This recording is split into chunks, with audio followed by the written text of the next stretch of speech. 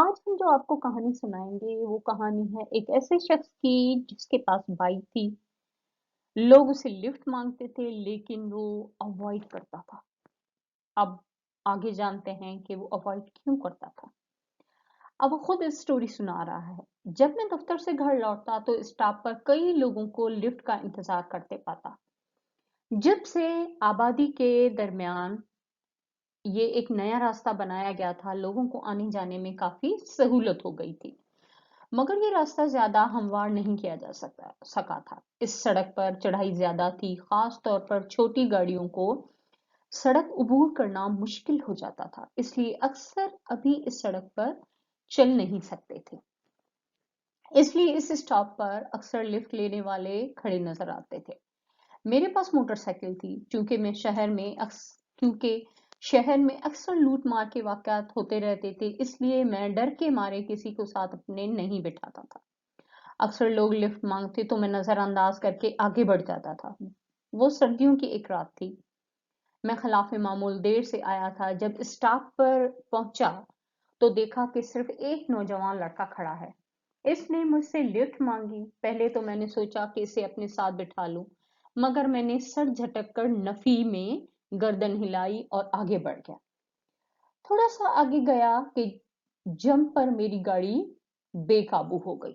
Motorcycle मुझे रगड़ती हुई दूर तक गई और उलट गई। मेरी टांग नीचे दब गई। जख्म कई जगह लगे। मैं होश में था, आसपास का जायजा ले रहा था। इस दौरान पास से इक्का दुक्का गाड़ियां गुजरी, मगर किसी ने रुकने की जहमत न की।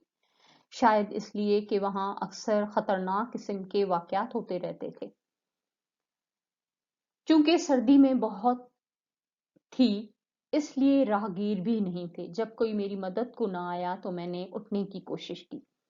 इसी लम्हे मुझे किसी ने सहारा दिया। मेरी मोटरसाइकिल को एक तरफ किया। मैंने खड़े होने की कोशिश की, मगर टांगों ने मेरा वजन ना उठाया। मैं गिरने लगा था कि इस मेहरबान शख्स ने मुझे थाम लिया। अब मैंने देखा तो ये वही नौजवान था जिसने मुझसे लिफ्ट मांगी थी। मैंने इसे लिफ्ट नहीं दी थी, मगर वो मेरी मदद को आ गया। फिर इसने फोन करके एम्बुलेंस मंगवाई। तब तक कुछ लोग और भी वहां आ गए थे। एम्बुलेंस आई तो मुस्तैद ड्राइवर ने इसी नौजवान की मदद से मुझे स्ट्रेचर पर डाला। फिर इस नौजवान ने वहां जमा अफराद में से एक के साथ कोई बात की, मोबाइल नंबर नोट किया और एम्बुलेंस में बैठ गया। वो मुझे लेकर हॉस्पिटल पहुंचा। रास्ते में बताया कि इसने मेरी मोटरसाइकिल इस जगह पर होटल की चौकीदार के हवाले कर दी है और इसका नंबर एहतियातन ले लिया है। अलगर्ज इस नौजवान ने मेरी भरपूर मदद की और मुझे अस्पताल पहुंचाकर रुखसत हो गया। मुझे बहुत शर्मिंदगी हो रही थी कि मैं किसी के काम आने या दूसरों की खिदमत करने के जज्बे से महरूम था, और वो नौजवान इस कता नजर कि मैंने इसे लिफ्ट तक देने से इनकार किया था, इसने मेरी मदद की थी। बस इस वक्त मैंने फैसला कर लिया कि आप चाहे कुछ भी हो जाए, मैं लोगों की के काम आया करूंगा। खास तौर पर मौका मिला तो इस नौजवान के एहसान का बदला जरूर चुकाऊंगा। मैं सेहत याबी के बाद दफ्तर जाने लगा और एक दिन वापसी पर स्टॉप पर उस नौजवान को खड़े देखा तो इसके करीब मोटरसाइकिल लाकर रोक दी। इसने मुझे पहचान लिया, मेरी सेहत पूछी। मैंने इसका शुक्रिया अदा किया और उससे बैठने को कहा। इसने अपनी दाईं जानिब देखा तो एक अधेड़ उम्र शख्स खड़ा था जो लिफ्ट लेना चाहता था। इसने मुझे कहा कि मैं इसे ले जाऊं, वो किसी और से लिफ्ट ले लेगा। मैंने ऐसा ही किया। फिर वो कई दिन तक न मिला। आखिर एक दिन वो मेरे साथ बैठ गया।